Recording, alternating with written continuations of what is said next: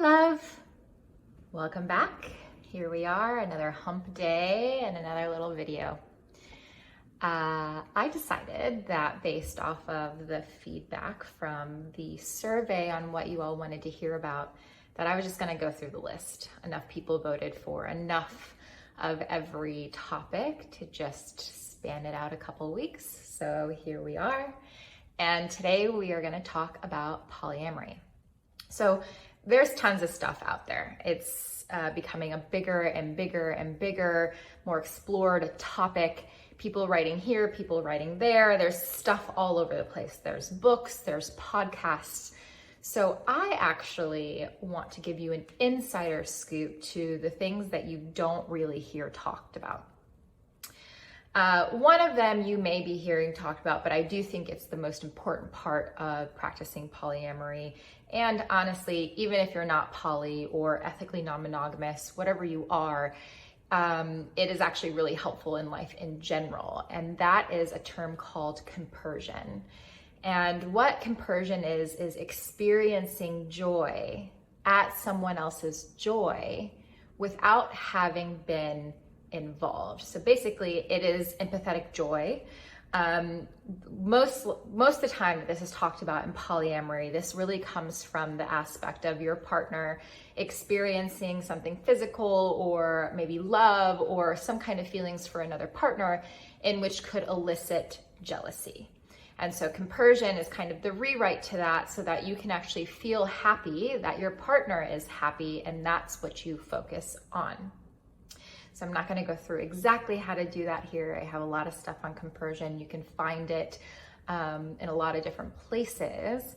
However, it is one of the biggest things that you need to think about and practice. It's a practice. It's not necessarily something that comes right off the bat, especially if you're someone who's prone to jealousy. So if that's one of your fears in terms of opening up a relationship or going over after a consensually non-monogamous relationship, then that is one of the things that you're really going to have to get down and familiar with. Number 2. I really like to look at consensual consensual non-monogamy as a spectrum. Same thing as sexuality.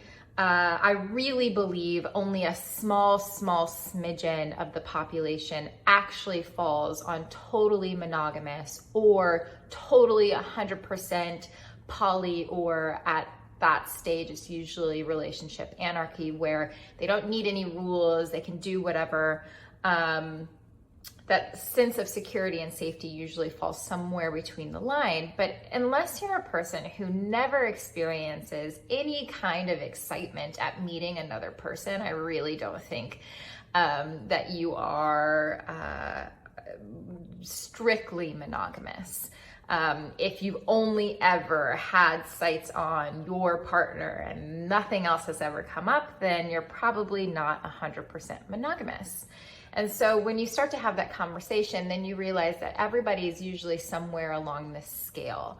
And I think that that is really a natural thing. Polyamory was never maybe I'll decide to practice this. What happened to me was one day someone introduced me to the concept and I had a light bulb moment of, holy shit, this is why I have always fucked up every single relationship I've ever been in by cheating, because I am really not meant to be someone who relates to one person singularly in the confines that monogamous relationships are really set up in our society. And so to me, it was like, wow, this has always been a part of me. I just didn't have the understanding of it yet. So just know that, just because it doesn't look one way or another, that doesn't mean you don't fall somewhere on the spectrum.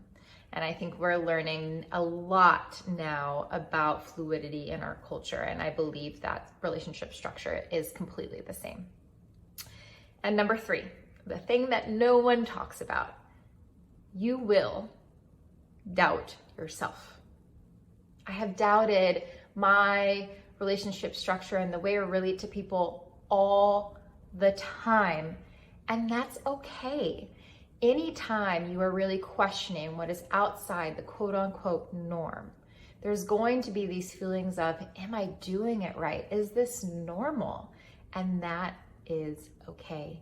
Even someone like me, I've been practicing non-monogamy, polyamory, relationship anarchy in some form for almost 6 years. And I still have a question of myself of, is this for me? Would it just be easier if I just took on the relationship structure of monogamy or having a hierarchical relationship?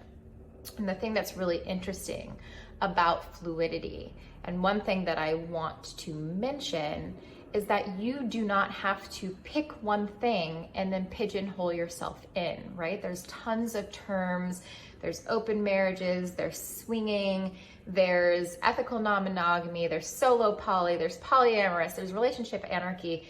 And each of those terms tend to have a box in which you fit in. But let me tell you something. As soon as you decide to say, oh, I'm poly now, and that means I love multiple people at the same time, you are putting yourself into the same box, the same rigidity that monogamy required. So the thing that I really want to give as a piece of my heart and advice to those people who are exploring this is to let yourself experiment. Let yourself be free. Don't make it look a specific certain way. Ask yourself, what do I need? What do I need, and what do I need to ask for to feel safe and love and secure and freedom and all of the things that make you feel alive? When you get clear on that, then maybe you find something that is helpful to be able to describe to other people how you practice being the most you. But don't necessarily grasp onto a label and make yourself be that thing. Allow yourself experimentation and fluidity. So that is really behind the scenes. Not a lot of what I've been seeing out there so far. If you're curious about what all these terms mean, and you're curious about how to start to open your relationship, find something to read, find many podcasts. If you're ready to jump in, but you're having hangups maybe from stuff that comes from your past, emotional things, find a therapist. If you're ready to jump in and make the switch in your life, find a coach. I'm always available. However, do some experimenting. That is really my suggestion to all of you. All right, my darlings, we will talk soon. Wherever you are, I hope that pleasure is finding you. And wherever you are in this moment, I hope that you let it in just a little bit more. All right. Take your arms, wrap them around yourself. I'm giving you a big old hug. Love you.